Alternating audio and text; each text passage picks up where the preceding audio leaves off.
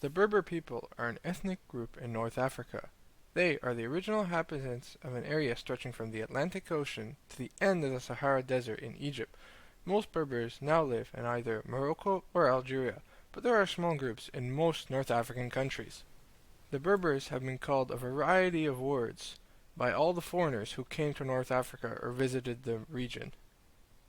The word Berbers use for themselves is Amazigh, possibly meaning free people or noblemen. In the Tuareg language, Amajir means freeman in the sense of a noble, as opposed to a common man or a slave. The ancient Greeks and Byzantines also called the Berber tribes Mazices, and the Romans called them Mazakis, which is possibly a foreign rendition of the names the Berbers used for themselves at the time. The word Berber itself comes from the Latin word barbarus, meaning barbarian. The Greeks also called all the inhabitants of North Africa who weren't from Egypt Libyans, coming from the root libu, which was an ancient Egyptian term for those who lived in the deserts to their west.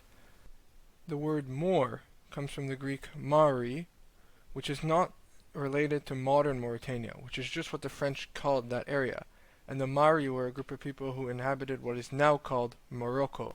The Berber people primarily inhabit the Atlas Mountains of the Maghreb region in North Africa, and the Sahara deserts. The Berber people live in a very wide area of space, and there are a lot of ethnic groups. First off, there are the Moroccan Berbers, which are made up of the Rifin Berbers in the north, and the Theshahit Berbers in the Atlas Mountains of the country. In Algeria, there are the Kabyle Berbers who live in the Jurjura Mountains on the coast, and the Shawi people who live in the Aures Mountains further inland. In the Sahara Desert, there are the Tuareg people who live in Mali, Algeria, Libya, Niger, and Burkina Faso.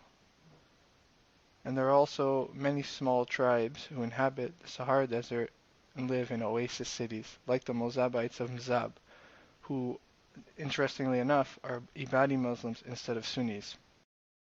There are three alphabets commonly used to write the different Berber languages. First one is the Tifinagh alphabet, which is the traditional ancient alphabet that was used 2,000 years ago and has been remade today, so it's sometimes used.